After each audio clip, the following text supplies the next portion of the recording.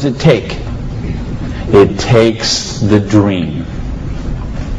Because if you don't have the dream, you'll never find the 7 to 10 hours a week. I can guarantee you that. You're busy. We're all busy. You're working, you're picking up the dry cleaning, you're making dinner, you're taking the kids to football practice, you're paying the bills, you got to sleep, you got to eat, all this. You're using 24 hours of every day already. So what's got to give? You've got to find a dream, something that will take you to the frame of mind where you will change the way you live, you will change the daily actions you take, and you will change your mindset for a 2 to 4 year period. So that alarm clock will go off at 6:30 in the morning. You'll get up, you'll have your breakfast, you go to work, you'll work 8 or 9 hours at your job, you'll get out of the job, you'll run somewhere, grab a bite to eat, and go somewhere and work for another 3 hours in the evening. When you could be home watching TV, when you could be with your kids, when you could be with your family, when you could be watching a football game or something else. But you will make a sacrifice. You will say, I will find the 7 to 10 hours a week for 2 to 4 years to build my freedom, to build my security, to build my independence. Here's the secret of everything I'm going to talk about tonight has to do with leverage. It's getting you out of the trap. And there's a big trap, okay? And this is the trap. It's people trading time for money. You work 40 hours, you get paid for 40 hours. So you work 40 hours and you get paid $400 a week. If you're sick half a day and you only work 35 hours, you get paid $350. If you need some extra money because there's something that you want to do, you put in some overtime, so you work 45 hours, so maybe you get $450. Well, you know what? That is trading time for money. Time for money. Hours for dollars, hours for pounds, hours for dollars, hours for cougar ranch, whatever the currency is. If you're trading time for currency, you can't get wealthy. It's a trap.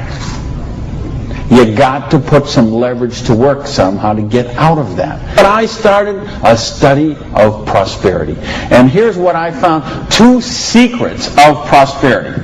If you want to be wealthy, secret number 1, you have to be your own boss.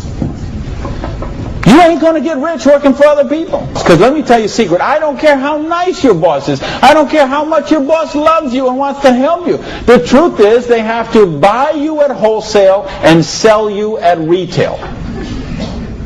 Otherwise they don't make money and they don't stay in business. So the only way they make money off you is to buy you at wholesale and sell you at retail. So if you want to make money, you got to be able to get up in the morning, look in the mirror, and know that you're talking to the boss.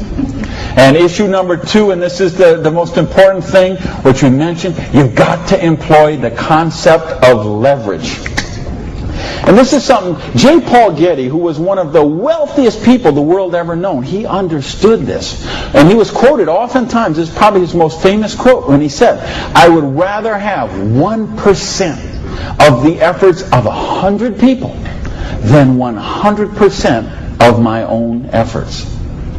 Because he understood the concept of leverage. And he became one of the wealthiest people the world has ever known. So tonight, I'm going to share with you how you can employ this same concept of leverage that the wealthiest people in the world do, and it'll allow you to get your share of that kind of wealth.